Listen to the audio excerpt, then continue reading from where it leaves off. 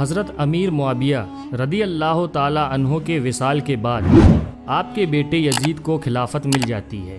یزید ایک بدترین اور بدبخت شیطان تھا، شرابی تھا، زانی تھا۔ یزید کو جب خلافت ملی تو یزید سمجھ گیا کہ میری اس خلافت کو حضرت امام حسین رضی اللہ تعالی عنہ کبھی قبول نہیں کریں گے۔ اس لیے یزید نے مدینہ منورہ کے گورنر ولید بن عتبہ کو خط لکھا کہ حسین ابن علی، عبداللہ ابن عمر اور عبداللہ ابن زبیر رضی اللہ تعالی عنہ میری بیعت کو مانیں، اگر وہ بات نہ مانے تو ان پر ظلم و ستم کرنا۔ امام حسین رضی اللہ تعالی عنہ نے یزید کی بیعت کرنے سے انکار کر دیا، کیونکہ یزید آپ کے نزدیک مسلمانوں کی امامت اور خلافت کے ہرگز لائق نہیں تھا، کیونکہ آپ جانتے تھے یزید فاسق و فاجر تھا، زانی تھا، شرابی تھا اور ظالم تھا۔ امام حسین رضی اللہ تعالی عنہ مدینہ شریف چھوڑ کر مکہ شریف تشریف لے آئے۔ اب آپ کو مکہ شریف میں کوفیوں کے ڈھیر سارے خط آنے لگے۔ ان خطوں میں لکھا ہوا تھا، اے امام حسین، آپ کوفہ تشریف لے آئیے، یہاں پر یزید کا ظلم و ستم بڑھتا چلا جا رہا ہے، ہم آپ سے ہی بیعت کریں گے، یزید کی بیعت ہمیں ہرگز قبول نہیں ہے۔ آپ نے حالات کو سمجھنے کے لیے اپنے بھائی مسلم بن عقیل رضی اللہ تعالی عنہ کو یہ کہہ کر کوفہ بھیجا کہ جاؤ، جا کر وہاں کے حالات معلوم کرو، وہاں کے حالات کیسے ہیں۔ جب حضرت مسلم بن عقیل رضی اللہ تعالی عنہ کوفہ پہنچے تو وہاں کے لوگوں نے بڑے ہی احترام کے ساتھ آپ کا استقبال کیا۔ حضرت مسلم بن عقیل کے ہاتھوں میں 18,000 لوگوں نے بیعت کر لی، اور حضرت مسلم بن عقیل نے اپنے بھائی حضرت امام حسین کے نام ایک خط روانہ کر دیا، جس میں آپ نے لکھا کہ یہاں کے حالات بالکل صحیح ہیں اور 18,000 لوگوں نے بیعت بھی کر لی ہے، لہٰذا آپ کوفہ جلد سے جلد تشریف لے آئیں۔ لیکن جب یزید نے ان لوگوں کو دھمکیاں دی تو وہ لوگ اپنی بات سے مکر گئے اور امام مسلم بن عقیل کو شہید کر دیا۔ کوفہ کے حالات اتنے بدل چکے تھے کہ وہ لوگ جو حضرت مسلم بن عقیل سے محبت کا دعویٰ کر رہے تھے، اب وہی لوگ آپ کی جان کے دشمن بن گئے۔ وہیں دوسری طرف مکہ میں مسلم بن عقیل کا بھیجا ہوا خط حضرت امام حسین تک پہنچ چکا تھا، جس خط میں لکھا ہوا تھا کہ کوفہ کے حالات بہت اچھے ہیں، آپ جلد سے جلد تشریف لے آئیں۔ لہٰذا حضرت امام حسین نے فوراً کوفہ جانے کی تیاری شروع کر دی۔ حضرت امام حسین اپنے تمام اہل خانہ کے ساتھ کوفہ کے لیے روانہ ہوئے۔ یہاں امام حسین کوفہ کے لیے چل پڑے۔ امام حسین ابن علی کو حضرت مسلم بن عقیل کی شہادت اور کوفہ کی بے وفائی کی خبر اس وقت ملی جب آپ مکہ شریف سے کوفہ کی طرف روانہ ہو چکے تھے۔ جب آپ کوفہ شہر کے بالکل قریب پہنچ گئے تو آپ کو یزیدی فوج نے روکنے کی کوشش کی۔ حضرت امام حسین نے فرمایا کہ میں تم لوگوں کے بلانے پر ہی کوفہ شہر میں آیا ہوں، اگر تم لوگ چاہتے ہو کہ میں کوفہ میں نہ آؤں تو مجھے واپس جانے دو، میں جانے کے لیے تیار ہوں۔ یزیدی فوج نے حضرت امام حسین کو کوفہ شہر میں داخل نہیں ہونے دیا، لہٰذا حضرت امام حسین نے اپنے پورے قافلے کے ساتھ اپنا راستہ بدل لیا۔ چلتے چلتے جب آپ ایک چٹیل میدان میں پہنچ گئے تو آپ نے ایک شخص سے سوال کیا کہ یہ کون سی جگہ ہے؟ اس شخص نے کہا، اس جگہ کو کربلا کہا جاتا ہے۔ آپ نے فوراً اپنے پورے لشکر کو حکم دیا کہ یہیں پر خیمہ لگا دیا جائے، لہٰذا اس طرح سے حضرت امام حسین کربلا میں پہنچے۔ ادھر یزیدی فوج کو جب اس بات کا علم ہوا کہ حضرت امام حسین نے اپنا خیمہ کربلا کے میدان میں لگایا ہوا ہے تو یزیدی فوج نے بھی فوراً کربلا کے میدان میں پہنچنا شروع کر دیا۔ یزید کی جو فوج کربلا پہنچ رہی تھی ان کی سپہ سالاری ابن سعد کر رہا تھا۔ حضرت امام حسین نے ابن سعد سے کہا کہ یا تو تم مجھے یزید کے پاس لے چلو یا پھر مجھے اپنے شہر مکہ واپس جانے دو، لیکن ابن سعد نے ان دونوں باتوں میں سے کوئی بھی بات قبول نہیں کی اور وہ آپ کو بیعت کرنے پر مجبور کرتا رہا، لیکن آپ نے اس کی ایک بھی بات نہیں مانی۔ دن گزرتے گئے اور 3 محرم کا دن آ گیا۔ اب ظالم یزید نے امام حسین کے سامنے 22,000 سپاہیوں کا لشکر بھیج دیا۔ دوسری طرف حضرت امام حسین کے ساتھ 82 لوگ تھے، جس میں عورتیں اور بچے بھی شامل تھے۔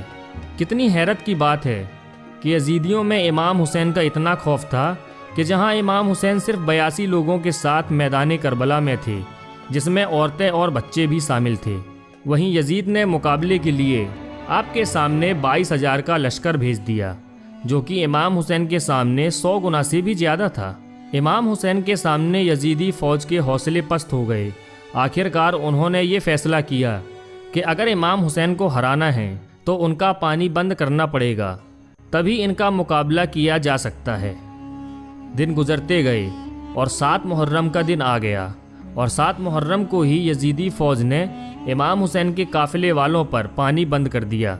آپ کو بتاتے چلیں کہ کربلا کے میدان میں پانی کا کوئی بھی انتظام نہیں تھا سوائے نہر فرات کے، لیکن 7 محرم کے دن نہر فرات کا پانی بھی حضرت امام حسین کے خیمے والے لوگوں کے لیے بند کر دیا گیا۔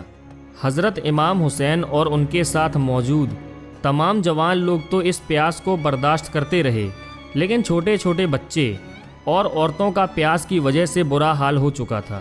فوج یزید جو چاروں طرف سے امام حسین کے گھر والے اور تمام ساتھیوں کو گھیرے ہوئی تھی، انہوں نے یہ طے کیا کہ اب 9 محرم کے دن امام حسین کو قتل کر دیا جائے۔ حضرت امام حسین نے حضرت عباس سے کہا، عباس جاؤ یزید کی فوج کے پاس اور ان سے کہو ہمیں ایک رات اللہ کی عبادت کرنے کے لیے دی جائے۔ جب حضرت عباس نے یزیدی فوج سے ایک رات کی مہلت کے لیے کہا تو انہوں نے آپ کی بات مان لی۔ جب تک 9 محرم کی تاریخ آئی تب تک حضرت امام حسین کو یہ یقین ہو چکا تھا کہ یزید کی فوج کا مقصد صرف اور صرف مجھے شہید کرنا ہے، اس کے علاوہ یزید کچھ بھی کرنے کے لیے تیار نہیں ہے۔ اس لیے حضرت امام حسین نے 9 محرم کی رات میں اپنے تمام خیمے والوں کو ایک جگہ پر اکٹھا کیا، اور آپ نے کہا کہ یہ بات تو طے ہو چکی ہے کہ یہاں پر موجود سبھی لوگ 1-2 دن کے اندر شہید کر دیے جائیں گے، اس لیے یہاں موجود آپ میں سے جو بھی ابھی واپس لوٹنا چاہتے ہیں وہ لوٹ سکتے ہیں۔ حضرت امام حسین نے فوراً خیمے میں جل رہے تمام دیوں کو بجھوا دیا اور اندھیرا کروا دیا تھا تاکہ جو بھی جانا چاہے وہ بے جھجک چلا جائے۔ تھوڑی دیر بعد جب دیوں کو دوبارہ جلوایا گیا تو سارے کے سارے لوگ بیٹھے آنسو بہا رہے تھے، یعنی کوئی بھی حضرت امام حسین کو چھوڑ کر جانے کے لیے تیار نہیں تھا۔ آخر کار 10 محرم کا دن آیا اور حضرت امام حسین اور یزید کی فوج کے بیچ جنگ ہونا شروع ہو گئی۔ جہاں ایک طرف یزید کی ایک بڑی فوج تھی تو وہیں دوسری طرف امام حسین کے ساتھ صرف 72 لوگ تھے۔ اتنے میں فوج یزید کا حملہ شروع ہو جاتا ہے اور ہر شہید شہادت کا جام پیتا گیا۔ کبھی حر شہید ہوتے ہیں تو کبھی قاسم شہید ہوتے ہیں، تو کبھی علی اکبر شہید ہوتے ہیں، تو کبھی اونو محمد شہید ہوتے ہیں۔ 3 دن کے پیاسے امام حسین کے گھر والے اور تمام افراد یزیدی فوج سے جنگ کرتے رہے اور ایک ایک کر کے شہید ہوتے گئے۔ حضرت عباس علمبردار سے حضرت امام حسین کے 6 مہینے کے بیٹے علی اصغر کی پیاس نہیں دیکھی گئی۔ آپ نے ایک مشکیزہ لیا اور گھوڑے پر سوار ہو کر نہر فرات کے کنارے پہنچ گئے، اور آپ نے ایک مشکیزہ بھر لیا، لیکن جب آپ پانی لے کر واپس لوٹنے لگے تو یزیدی فوج نے آپ کے اوپر لگاتار تیر برسانا شروع کر دیا تھا۔ حضرت عباس جب تک حضرت امام حسین کے خیمے تک پہنچ پاتے تب تک یزیدی فوج نے تیر چلا کر حضرت عباس علمبردار کو شہید کر دیا تھا۔ اس طرح حضرت عباس علمبردار شہید ہو گئے۔ اس طرح ایک ایک کر کے تمام اہل بیت کے نوجوان اور ہاشمی شیر شہادت کا جام پی لیتے ہیں۔ دھیرے دھیرے کر کے جب حضرت امام حسین کے سبھی افراد شہید ہو گئے تو اس کے بعد حضرت امام حسین نے خود میدان میں تلوار لے کر نکلنے کا فیصلہ کیا۔ امام حسین اپنی تلوار سے کافی لمبے وقت تک یزیدی فوج کا اکیلے مقابلہ کرتے رہے۔ حضرت امام حسین کے تنہا ہونے کے باوجود بھی آپ کے مقابلے میں کوئی بھی نہیں آنا چاہتا تھا، اور اس کی صرف ایک ہی وجہ تھی، اور وہ وجہ یہ تھی کہ آپ حضرت علی کے بیٹے تھے۔ اس وقت یزید فوج کے ایک کمانڈر ابن سعد کو یہ یقین ہو چکا تھا کہ ہم کسی بھی طرح سے حضرت علی کے بیٹے کا مقابلہ نہیں کر سکتے ہیں، اس لیے اس نے اپنے تمام فوجیوں کو امام حسین کے اوپر ایک ساتھ حملہ کرنے کا آرڈر دیا۔ تمام لوگ حضرت امام حسین پر ایک ساتھ مل کر حملہ کر رہے تھے، لیکن اس کے باوجود بھی امام حسین لگاتار یہ ثابت کر رہے تھے کہ باطل چاہے تعداد میں کتنا بھی ہو، لیکن وہ حق اور سچ کے مقابلے میں بالکل بھی ٹک نہیں سکتا۔ جب حسینیت اور یزیدیت کے بیچ بڑی ہی خطرناک جنگ چل رہی تھی کہ اسی بیچ میں اچانک سے نماز عصر کا وقت ہو گیا۔ حضرت امام حسین نے ایسے مشکل وقت اور ایسی زخمی حالت میں بھی عصر کی نماز پڑھنے کا ارادہ کیا۔ آپ نے جیسے ہی نماز پڑھنا شروع کیا، یزیدی فوج کو وہ موقع مل گیا جس کا وہ لوگ ایک لمبے وقت سے انتظار کر رہے تھے، یعنی جیسے ہی حضرت امام حسین سجدے میں گئے، شمر جل جوشن نے آپ کی گردن پر تلوار چلا کر آپ کے سر کو جسم سے جدا کر دیا۔ حضرت امام حسین کی شہادت کے بعد یزیدیوں نے آپ کے سر مبارک کو نیزے پہ رکھ کر پورے کوفہ میں گھمایا تھا۔ آپ کے سر مبارک کو گلی گلی میں گھما کر جلوس نکالا گیا تھا۔ کربلا کی اس جنگ میں حضرت امام حسین کے گھر والوں میں سے صرف آپ کی ایک اولاد ہی بچ سکی تھی، جن کا نام حضرت زین العابدین تھا۔ اس کے علاوہ حضرت امام حسین کے گھر کی تمام عورتوں کو قیدی بنا کر کوفہ لایا گیا تھا۔